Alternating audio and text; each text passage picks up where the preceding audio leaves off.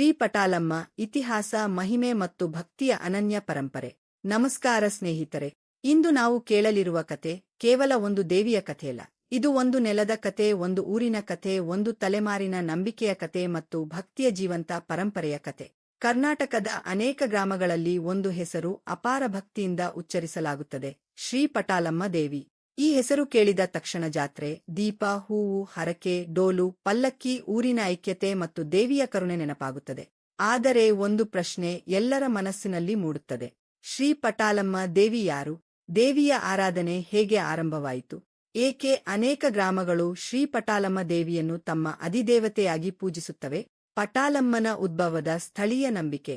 ಸ್ಥಳೀಯ ಸಂಪ್ರದಾಯಗಳ ಪ್ರಕಾರ ಶ್ರೀ ಪಟಾಲಮ್ಮ ದೇವಿ ಪಾರ್ವತಿ ದೇವಿಯ ಶಕ್ತಿಯ ಒಂದು ರೂಪ. ದುಷ್ಟಶಕ್ತಿಗಳನ್ನು ನಿವಾರಿಸಲು, ಊರನ್ನು ಕಾಪಾಡಲು ಮತ್ತು ಜನರ ಸಂಕಟವನ್ನು ದೂರ ಮಾಡಲು ದೇವಿ ಈ ರೂಪದಲ್ಲಿ ನೆಲೆಸಿದಳು ಎಂದು ಭಕ್ತರು ನಂಬುತ್ತಾರೆ. ಒಂದು ಜನಪದ ಕಥೆಯ ಪ್ರಕಾರ ಬಹಳ ಹಿಂದೆ ಈ ಪ್ರದೇಶದಲ್ಲಿ ಭಯ, ರೋಗ ಮತ್ತು ಅಶಾಂತಿ ಹೆಚ್ಚಾಗಿತ್ತು. ಆ ಸಮಯದಲ್ಲಿ ಒಬ್ಬ ಕುರಿಗಾಹಿ, ಒಬ್ಬ ರೈತ ಅಥವಾ ಒಬ್ಬ ಮಹಿಳೆಗೆ ದೇವಿಯ ದರ್ಶನವಾಯಿತು ಎಂದು ಹೇಳಲಾಗುತ್ತದೆ. ಕನಸಿನಲ್ಲಿ ದೇವಿ ಹೇಳಿದಳು: ನಾನು ಈ ನೆಲದಲ್ಲಿದ್ದೇನೆ, ನನ್ನನ್ನು ಪ್ರತಿಷ್ಠಾಪಿಸಿ, ಜನರನ್ನು ಒಗ್ಗೂಡಿಸಿ, ಧರ್ಮದಿಂದ ಬದುಕಿರಿ. ಮರುದಿನ ಆ ಸ್ಥಳದಲ್ಲಿ ಒಂದು ಶಿಲೆ, ಪ್ರಕಾಶಮಾನವಾದ ಗುರುತು, ಹೂವಿನ ಸಂಕೇತ ಅಥವಾ ದೈವಿಕ ಸೂಚನೆ ಕಂಡುಬಂದಿತು ಎಂದು ಹಿರಿಯರು ಹೇಳುತ್ತಾರೆ. ಅಲ್ಲಿಯೇ ಶ್ರೀ ಪಟಾಲಮ್ಮ ದೇವಿಯ ಆರಾಧನೆ ಆರಂಭವಾಯಿತು ಎಂಬುದು ಸ್ಥಳೀಯ ನಂಬಿಕೆ. ಏಕೆ ಪ್ರಕೃತಿಯ ಮಧ್ಯೆ ದೇವಾಲಯ? ಒಂದು ವಿಶೇಷ ಸಂಗತಿ ಏನೆಂದರೆ, ಅನೇಕ ಶ್ರೀ ಪಟಾಲಮ್ಮ ದೇವಿಯ ದೇವಾಲಯಗಳು ಪ್ರಕೃತಿಯೊಂದಿಗೆ ಸಂಬಂಧ ಹೊಂದಿವೆ. ಗ್ರಾಮ ದೇವತೆಗಳನ್ನು ಭೂಮಿಯ ಶಕ್ತಿಯೊಂದಿಗೆ ಸಂಬಂಧ ಹೊಂದಿದ ದೇವತೆಗಳೆಂದು ಪರಿಗಣಿಸಲಾಗುತ್ತದೆ. ಅಂದರೆ ಶ್ರೀ ಪಟಾಲಮ್ಮ ದೇವಿ ಕೇವಲ ದೇವಾಲಯದಲ್ಲಿರುವ ಮೂರ್ತಿಯಲ್ಲ. ದೇವಿ ನೆಲದ ಶಕ್ತಿ, ನೀರಿನ ರಕ್ಷಕಿ ಮತ್ತು ಬೆಳೆಗಳ ಆಶೀರ್ವಾದದ ರೂಪ. ಪಟಾಲಮ್ಮ ಮತ್ತು 7 ಗ್ರಾಮಗಳ ಸಂಬಂಧ. ಕೆಲವು ಪ್ರದೇಶಗಳಲ್ಲಿ ಶ್ರೀ ಪಟಾಲಮ್ಮ ದೇವಿಯನ್ನು 7 ಗ್ರಾಮಗಳ ತಾಯಿ ಎಂದು ಕರೆಯುತ್ತಾರೆ. ಈ ನಂಬಿಕೆಯ ಪ್ರಕಾರ ದೇವಿ ಒಂದು ಊರಿಗೆ ಮಾತ್ರ ಸೀಮಿತಳಲ್ಲ, ಸುತ್ತಮುತ್ತಲಿನ ಗ್ರಾಮಗಳನ್ನು ರಕ್ಷಿಸುತ್ತಾಳೆ. ಜಾತ್ರೆಯ ಸಮಯದಲ್ಲಿ ವಿವಿಧ ಗ್ರಾಮಗಳ ಜನರು ಒಂದಾಗಿ ಸೇರುತ್ತಾರೆ. ಇದು ಕೇವಲ ಧಾರ್ಮಿಕ ಕಾರ್ಯಕ್ರಮವಲ್ಲ, ದೇವಿಯ ಸನ್ನಿಧಿಯಲ್ಲಿ ಎಲ್ಲರೂ ಸಮಾನರು ಎಂಬ ಸಂದೇಶ. ಪಟಾಲಮ್ಮನ ಆಯುಧಗಳ ಅರ್ಥ. ಶ್ರೀ ಪಟಾಲಮ್ಮ ದೇವಿಯ ಕೈಯಲ್ಲಿರುವ ತ್ರಿಶೂಲ ಕೇವಲ ಆಯುಧವಲ್ಲ, ಅದು ಧರ್ಮದ ರಕ್ಷಣೆ, ಅನ್ಯಾಯದ ವಿರುದ್ಧದ ಶಕ್ತಿ ಮತ್ತು ದುಷ್ಟಶಕ್ತಿಗಳ ನಾಶದ ಸಂಕೇತ. ಹೂಮಾಲೆಗಳು ದೇವಿಯ ಕರುಣೆಯನ್ನು ಸೂಚಿಸುತ್ತವೆ. ಕಪ್ಪು ಬಣ್ಣದ ಮೂರ್ತಿ ಅಥವಾ ಮುಖವಾಡ ಭೂಮಿಯ ಶಕ್ತಿ, ರಕ್ಷಣೆ ಮತ್ತು ಅಜೇಯತ್ವವನ್ನು ಸೂಚಿಸುತ್ತದೆ ಎಂದು ಹಲವರು ನಂಬುತ್ತಾರೆ. ಡೋಲು, ಕರಗ ಮತ್ತು ಪಲ್ಲಕ್ಕಿ. ಜಾತ್ರೆಯಲ್ಲಿ ಡೋಲು ಏಕೆ ಮೊಳಗುತ್ತದೆ? ಅದು ಕೇವಲ ಸಂಗೀತವಲ್ಲ, ಅದು ಶ್ರೀ ಪಟಾಲಮ್ಮ ದೇವಿಯ ಆಗಮನದ ಘೋಷಣೆ. ಕರಗವು ಶಕ್ತಿಯ ಸಂಕೇತ. ಪಲ್ಲಕ್ಕಿ ದೇವಿಯ ಊರಿನ ಸಂಚಾರದ ಸಂಕೇತ. ದೇವಿಯ ಕೃಪೆ ಪ್ರತಿಯೊಂದು ಮನೆಯ ಮೇಲೂ ಇರಲಿ ಎಂಬ ನಂಬಿಕೆಯ ಅಭಿವ್ಯಕ್ತಿ. ಹರಕೆ ಸಂಪ್ರದಾಯ. ಶ್ರೀ ಪಟಾಲಮ್ಮ ದೇವಿಗೆ ಹರಕೆ ಕಟ್ಟುವ ಸಂಪ್ರದಾಯ ಬಹಳ ಹಳೆಯದು. ಜನರು ಸಂತಾನಕ್ಕಾಗಿ, ಆರೋಗ್ಯಕ್ಕಾಗಿ, ಬೆಳೆಗಾಗಿ, ಮಳೆಗಾಗಿ, ಉದ್ಯೋಗಕ್ಕಾಗಿ ಮತ್ತು ಮನೆಯ ಶಾಂತಿಗಾಗಿ ಹರಕೆ ಕಟ್ಟುತ್ತಾರೆ.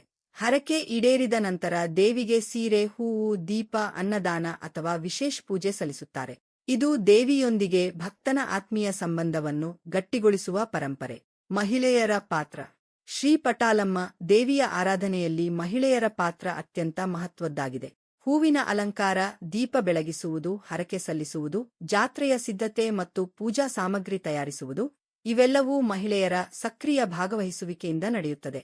ದೇವಿಯ ಆರಾಧನೆ ಮತ್ತು ಶಕ್ತಿಯ ಆರಾಧನೆ ಎಂಬ ಭಾವನೆ ಇಲ್ಲಿ ಸ್ಪಷ್ಟವಾಗಿ ಕಾಣುತ್ತದೆ. ಪಟಾಲಮ್ಮನ ಸಂದೇಶ. ಶ್ರೀ ಪಟಾಲಮ್ಮ ದೇವಿಯ ಸಂದೇಶ ಭಯವಲ್ಲ, ರಕ್ಷಣೆ; ವಿಭಜನೆಯಲ್ಲ, ಐಕ್ಯತೆ; ಅಹಂಕಾರವಲ್ಲ, ಭಕ್ತಿ; ಕೇವಲ ಬೇಡುವುದಲ್ಲ, ಒಟ್ಟಾಗಿ ಬದುಕುವುದು, ಒಬ್ಬರನ್ನೊಬ್ಬರು ಕಾಪಾಡುವುದು ಮತ್ತು ಪ್ರಕೃತಿಯನ್ನು ಗೌರವಿಸುವುದು. ಭಕ್ತರ ಅನುಭವ. ಅನೇಕ ಭಕ್ತರು ಹೇಳುವ ಒಂದು ಸಾಮಾನ್ಯ ವಿಷಯವೆಂದರೆ, ಶ್ರೀ ಪಟಾಲಮ್ಮ ದೇವಿಯ ಸನ್ನಿಧಿಯಲ್ಲಿ ಮನಸ್ಸಿಗೆ ಶಾಂತಿ ಸಿಗುತ್ತದೆ. ಸಂಕಟದ ಸಮಯದಲ್ಲಿ ಧೈರ್ಯ ಬರುತ್ತದೆ, ನಿರಾಶೆಯ ಸಮಯದಲ್ಲಿ ಆಶಾಭಾವನೆ ಮೂಡುತ್ತದೆ. ಈ ಅನುಭವಗಳನ್ನು ವೈಜ್ಞಾನಿಕವಾಗಿ ಅಳೆಯಲು ಸಾಧ್ಯವಾಗದಿರಬಹುದು, ಆದರೆ ಭಕ್ತನಿಗೆ ಅವು ಅತ್ಯಂತ ನಿಜವಾದ ಅನುಭವಗಳು. ಅಂತಿಮ ಸಂದೇಶ. ಶ್ರೀ ಪಟಾಲಮ್ಮ ದೇವಿಯ ಕತೆ ಇತಿಹಾಸಕ್ಕಿಂತ ದೊಡ್ಡದು, ಏಕೆಂದರೆ ಇತಿಹಾಸ ದಾಖಲೆಗಳಲ್ಲಿ ಇರುತ್ತದೆ.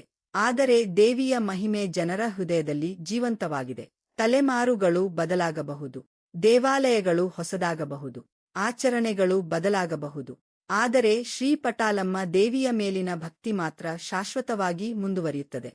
ಜಾತ್ರೆಯ ರಾತ್ರಿ ಡೋಲು ಮೊಳಗುವಾಗ, ದೀಪಗಳು ಬೆಳಗುವಾಗ, ಹೂವಿನ ಪರಿಮಳ ಹರಡುವಾಗ, ಭಕ್ತರು ಅಮ್ಮ ಕಾಪಾಡು ಎಂದು ಪ್ರಾರ್ಥಿಸುವಾಗ ಅಲ್ಲಿ ಕೇವಲ ಒಂದು ಹಬ್ಬ ನಡೆಯುವುದಿಲ್ಲ, ಒಂದು ಸಾವಿರಾರು ವರ್ಷಗಳ ಜನಪದ ಪರಂಪರೆ ಜೀವಂತವಾಗುತ್ತದೆ. ಇದೇ ಶ್ರೀ ಪಟಾಲಮ್ಮ ದೇವಿಯ ಮಹಿಮೆ.